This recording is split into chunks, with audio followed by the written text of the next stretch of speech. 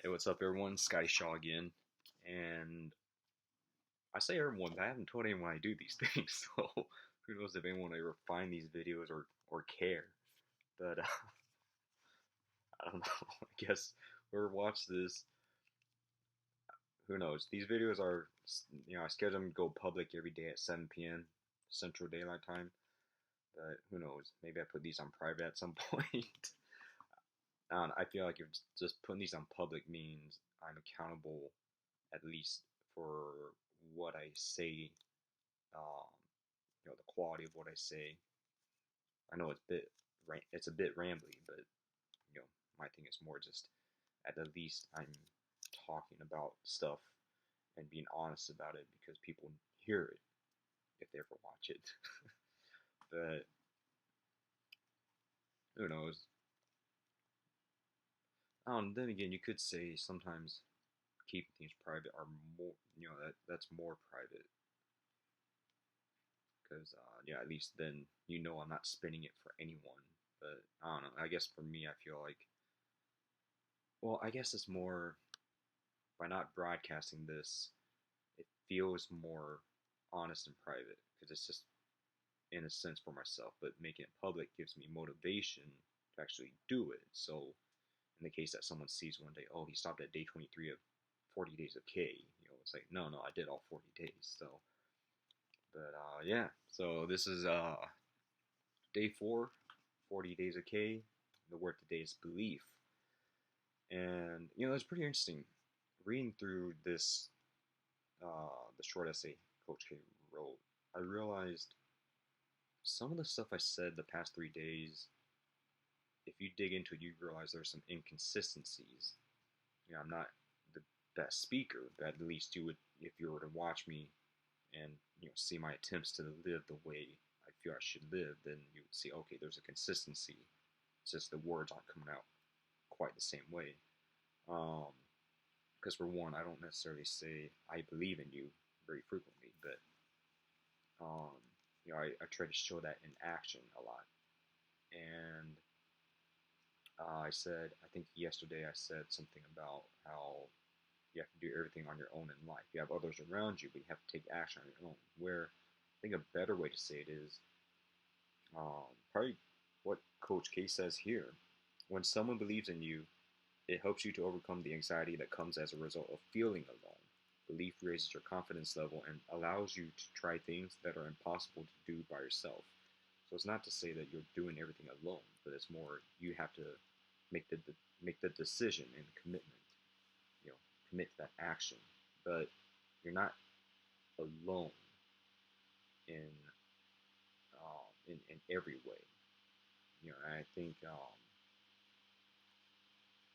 I think yeah, it's just one of those things. When you look someone in the eyes and tell them, "I believe in you," you are letting them know you are not going to take this journey alone. I'm not going to allow you to.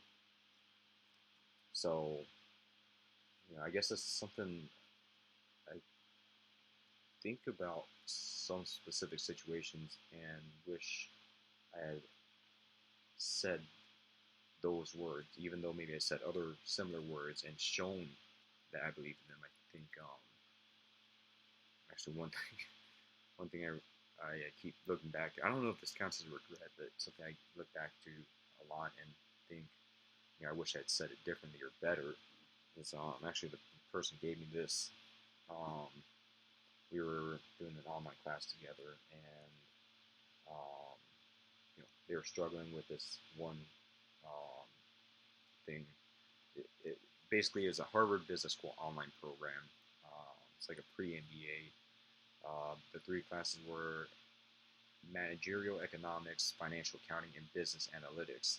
They were struggling with, um, well, they were amazing with business analytics, which is why I was able to excel at that because I was like, I know stats, but I don't know what's going on in business analytics. But then helping them with financial accounting and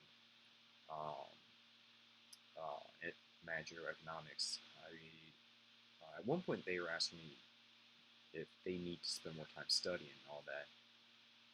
And I was kind of in a rocky spot in my own life as well. In fact, I think that online program helped me kind of find a direction. But at the time, I didn't feel, I wanted to be honest, but I didn't feel,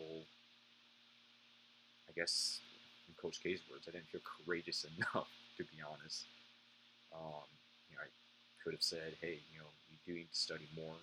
You know, um, to be fair, probably a couple of days before that, we both had talked about how we were missing out on having a lot of fun with friends, hanging out with a lot of people, sacrificing all that time and effort on the program. And so I didn't feel like it would be right of me to say, oh, you need to stop hanging out with people. Um, or at the same time, I think they probably just wanted honesty at the time. I did say, I'll be here for you. Anything I can do for you, I'll help you, because especially the help you've given me.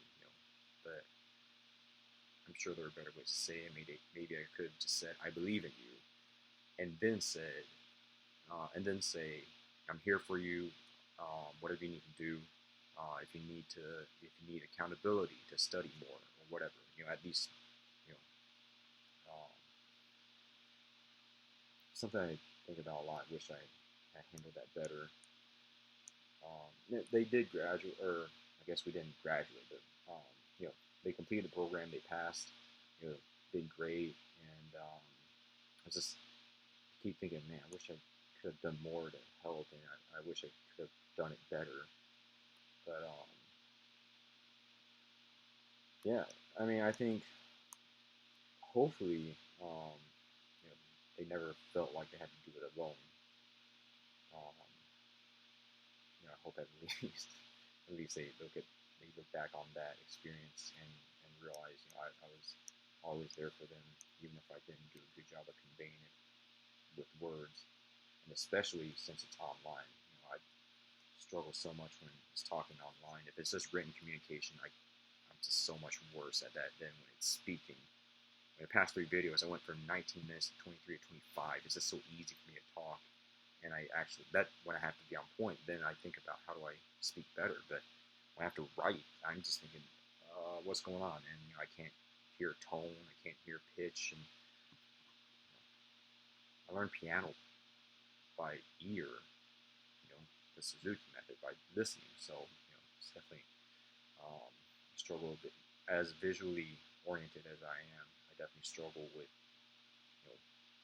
written communication much more than spoken. So, but yeah, I think that does hits on what Coach K writes later, and I feel like I'll be quoting this essay a little bit more frequently. But belief does not occur naturally. You have to work for it, earn it, and continue to deserve it. The basis of belief is in individual relationships, and something sometimes I worry a little bit more than probably most people is if others feel I'm trustworthy, and I think it's one thing if I fail others. Like I said before, it's okay to make mistakes. With adversity, you make mistakes, grow up, learn some more. But it's another thing to breach that trust, and I'm sure it happens to everyone in life. But that's something where I would much rather that person just not like me because they know who I am fully, honestly, and they just don't like it, than for them to, to feel deceived. Um, it's just, I mean, it is a little easier in life. Either they like me or they don't, and I don't have to worry about if they like me or not. It's just, um, definitely there are better ways to handle life, I'm sure, but at least for me, I feel like if I can't do a great job being fully honest all the time, um, at the least they can see that I'm trying my best to be honest with that and consistent. So, but yeah, I think at the least that story I told. The interesting thing is maybe I didn't say the 4 words "I believe in you," and I did. I believe in that person. I still do. I think they're one of the best people I've ever met. And but it's just I didn't say those 4 words, but Um, hopefully, at least they could tell from my actions, belief in action. And the thing is, Coach K here talks about the first 2 years he went at Duke. He went 27-30, which is a very different situation from being an assistant coach with Bobby Knight and 74-75 at Indiana.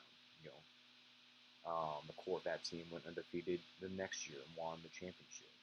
And then he was head coach at Army at West Point, where you're not expected to win all the time. You're called in to coach basketball players, or more importantly, cadets going into the U.S. military, the Army, officers and gentlemen. And now he's at Duke, and he had been called in because the athletic director at the time, I think that was his position, Tom Butters, I believe, was the athletic director, unless he was something similar. But yeah, Tom Butters had called him in because Duke had been a, uh, a it, they had been a powerhouse, but they weren't winning championships yet. And then there was a slump, late '70s and early '80s, where they just couldn't catch up. And then then Coach Dean Smith won in 1982 with Michael Jordan. And then I think 1983, Coach Jim Valvano won at NC State. Um, you know, although Coach K came in, in '80, the last year of Ken Denard and Gene Banks. Ken Denard, such a fun guy, big dog. But quick note: Ken Denard had the first reverse dunk, I think, on TV. I don't think it was the first ever, but yeah. And then he made the pass to Gene Banks to beat Carolina. But yeah, so for Coach K, basically he had been called in to beat Carolina, beat State, and yeah, it didn't work the first couple years. So one thing that Coach K decided to do, as opposed to trying to recruit every player. And I've heard this is unique to Duke, which sounds weird to me. I figure someone would have copied this by now, but maybe it was just unique at the time. I'm sure there's other kind of proprietary level type stuff they do that's unique, but the main thing is what they do, what they started doing and still do. They go into these kids' living rooms, talk to them, get to know them, look them in the eyes and say, "We believe in you." But they also have the kids come and visit the K family, making sure that Mickey and the girls sign off. And in fact, here, Coach K's daughter, Lindy, the middle daughter, when she was 4 years old, she handed Johnny Dawkins a note asking if he was coming to Duke, with yes and no boxes for him to check. And that's one of the main things. The class that saved Coach K talks about the class of 1986. One of Coach K's greatest classes. Jay Billis, Johnny Dawkins, Mark Allery. I'm trying to think of who else was 86. Tommy Amaker was 87, I believe.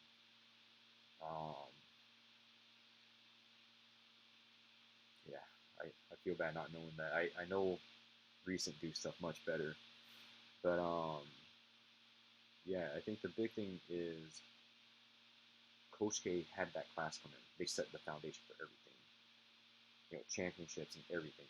And they never won a championship, but they were the one that saved Coach K and created the modern, Duke. And Johnny Dawkins was the one that led the charge.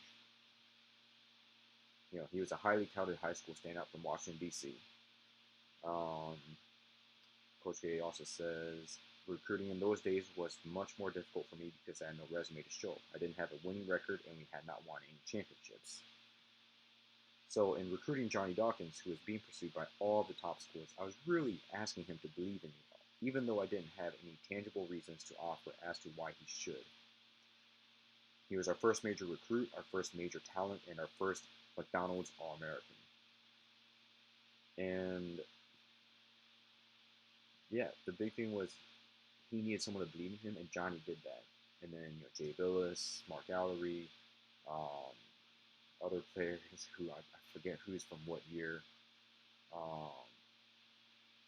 but they all believed in Coach K back when he was Mike, Coach something from West Point with this weird, alphabet soup Polish name. His first press conference, you have to say, "My name is Mike Krzyzewski." His Polish name, it's spelled Krzywski.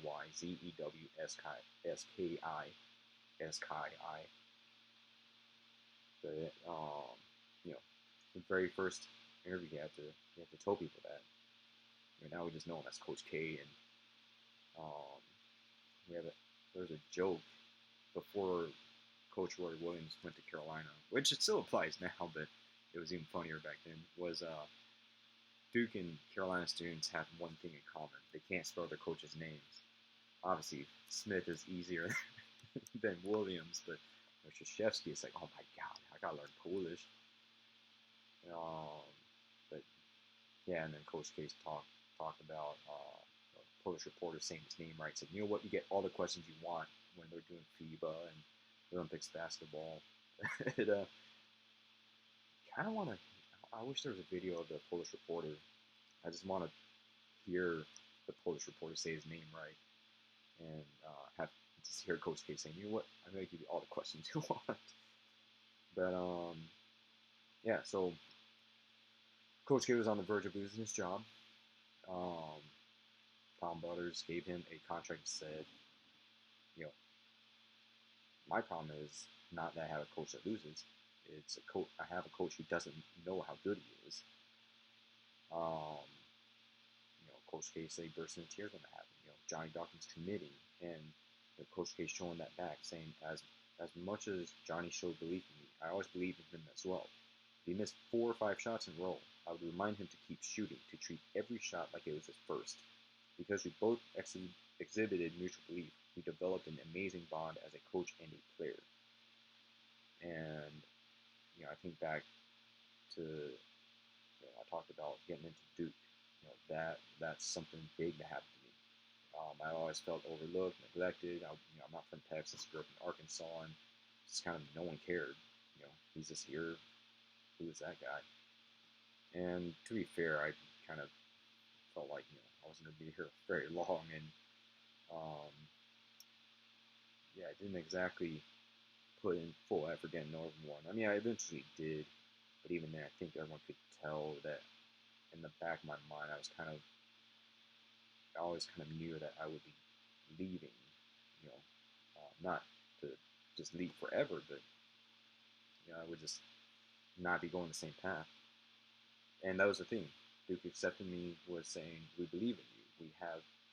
We have full confidence that the stuff you did organizing a basketball league in high school, you have great grades from a terrible high school, so you'll struggle, but we believe in you. We know you'll find a way to make it through campus, persevere, because you already have through high school, and you'll find a way to contribute on campus. And I eventually did stuff like basketball marathon and advising younger Duke students when I was an upperclassman.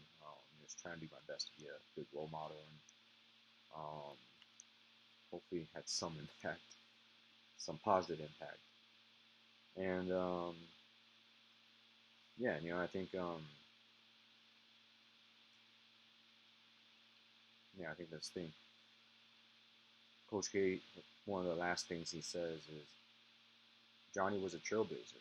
His commitment to Duke and our mutual belief stands as a foundation of the tradition we have established for our program, a foundation of strong belief. And that's something I really hope that I do a better job of in the future, showing people I believe in them. I do think at least I've done a good job of bringing people along for the ride. The bus and life that Coach K's mom told me about. But I think it definitely takes some courage to say, you know what, I believe in you, and I'm going to show it. And I'm not sure I always do the best job in doing that, because I just kind of think, oh, okay, what can I give you? Bring you along for the ride, but not necessarily saying, hey, look, you can drive your own bus as well, and I want to be part of that. I want to ride that bus. So, I think some of it is just hopefully I get better at that stuff. Like I said, you know, thank you for everything you've done for me. Um, I know, I didn't necessarily get to help you as much as I hoped you, but I hope at least you know that you know the stuff I'm doing is for real, and I'm always gonna be grateful for everything you did. I'm always gonna definitely bring you along for the ride if possible. Free bus passes anytime you want, even drive by, pick you up. Um, but yeah, definitely. You believed in me. You helped me a lot. I believe in you. Hopefully, I'll be able to help you out soon, and just forever. But not just that. Duke. You know, thank you. You gave me the life that I never could have imagined. You gave me an escape. You gave me everything I needed when I needed it. And even, for the recession, with other struggles in life, you were always there for me. And, you know, people I met, one of them I just talked to last night, lives in Seattle. You know, one of the first memories I had was, watching the Count of Monte Cristo with him. You know, he was one of the few people I always felt like didn't care about anything other than just, do you want to hang out or not? And then if you want to find out firsthand what a half Nelson is, and yeah, I had no idea what wrestling was. I'd show up to his matches, stay, not just his, but before and after, and just why not? Show him, that belief. And other people, other good friend, a doctor in St. Louis, ophthalmologist, and same thing. A lot of other friends that I could just go on forever, but just wanted to mention those two as well because I talked to them a bit the past 24 hours. The wrestler last night, the doctor briefly yesterday, but it's on and off pretty frequently. So they all showed belief in me. They didn't just say with words. They showed their friendship and belief, and I hope that I've done a good job in showing that back to them, but then others as well. And even a friend from high school on the track team, another one who he's a pastor in LA. They were among my earliest friends and in high school, and I still stay in touch with them.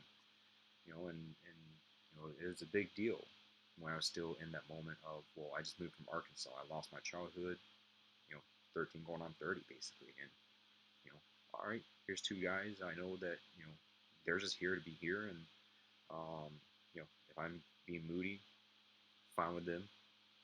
you know I'm still me, they're still them, and they're there for me. So honestly, I could just go on forever, but I think that's the biggest thing. um,